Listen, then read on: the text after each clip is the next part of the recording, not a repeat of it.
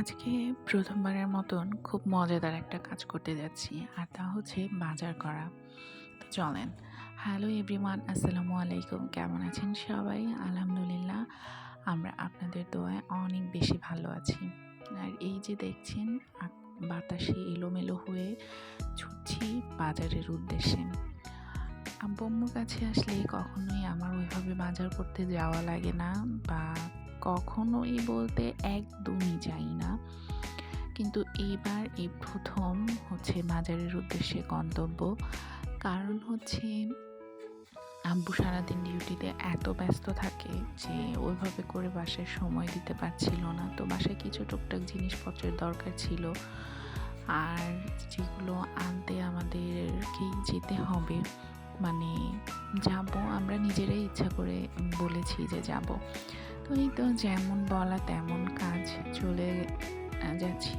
আর এটা হচ্ছে পটুয়াখালী শহর। পটুয়াখালী শহরের রাস্তাঘাট এত সুন্দর, এবং এখানকার লাইটিং বা আশেপাশের যে পরিবেশ তা এতই সুন্দর যে মনোমুগ্ধকর। তো রাস্তায় নামলে এভাবে ক্যামেরা হাতে নিয়ে দেখতে বা ভিডিও করতে ভালোই লাগে।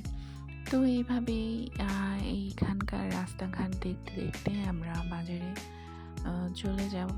আর বাজারটা যেহেতু বাসা থেকে বেশ ভালোই দূরে ছিল, এই তো বলতে না বলতে বাজারে চলে এসেছি। বাজারটা হচ্ছে, এটা নিউ মার্কেট এলাকা, এটাকে নিউ মার্কেটের বড় বাজার বলা হয়। তো আমরা এখানে নেমে গাড়ি থেকে তারপরে বাজারের ভিতরে রওনা দিলাম।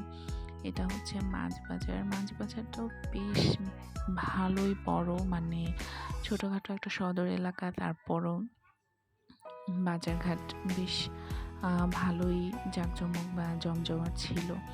আর এই তো দেখেন, স্বর্ণের বাজার মানে তরমুজ, কি যে একটা অবস্থা। পুরো পটুয়াখালীর আগের দিন ঘুরে কোথাও তরমুজ পাইনি, কিন্তু আজকে এসে দেখি তরমুজের দাম এত বেশি। যাই হোক, সব কিছুই আগে একটু ঘুরে ঘুরে দেখছি যে কোথায় কী অবস্থা আর কি কি আছে বাজার ঘাটে। এরপরে চলে গেলাম আমরা মুরগি কেনার জন্য, যেহেতু আমাদের একটা মুরগি কেনা লাগবে। মুন্তাহা বিরিয়ানি খেতে চেয়েছে। তো বেসিক্যালি ব্রয়লারটা, ওইভাবে ব্রয়লার মুরগি যেটা আর কি সাদা, ওটা হচ্ছে তেমন একটা খাওয়া হয় না। আব্বু আম্মু কেউ ওরকম পছন্দ করে না, কিন্তু মুন্তাহার জন্য ওইটা নেওয়া লাগবে, কারণ ও হচ্ছে নরম মাংস ছাড়া খেতে পারে না।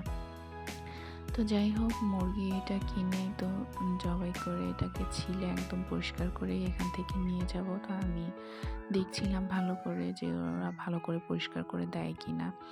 যাই হোক, আমার কাজ এই পর্যন্তই সমাপ্ত ছিল, কারণ হচ্ছে এটাই হচ্ছে একমাত্র এই কেনাকাটা যেটা হচ্ছে আমি পছন্দ করি না আর কি।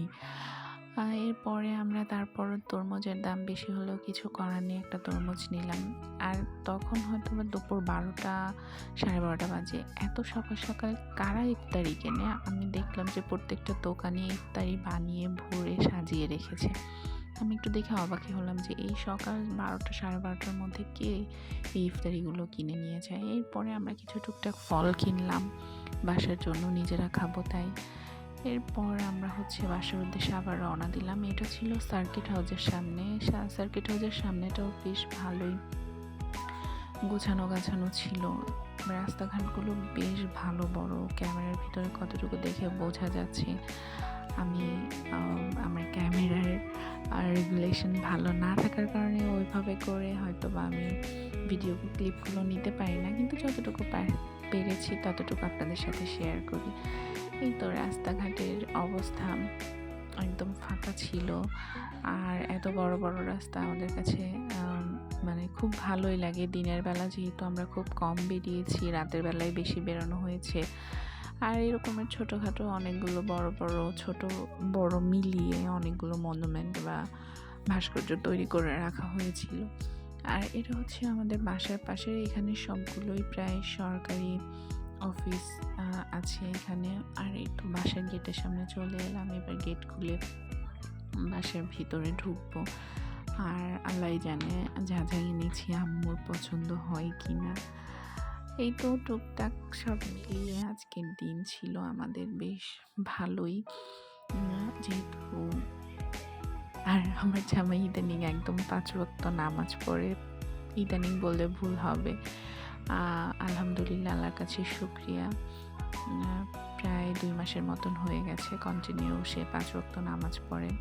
যাই হোক, সবাই ভালো থাকবেন, রোজা রাখবেন এবং ভালো কাজ করবেন রোজায়। তো আল্লাহ হাফেজ। আজকে এই পর্যন্তই।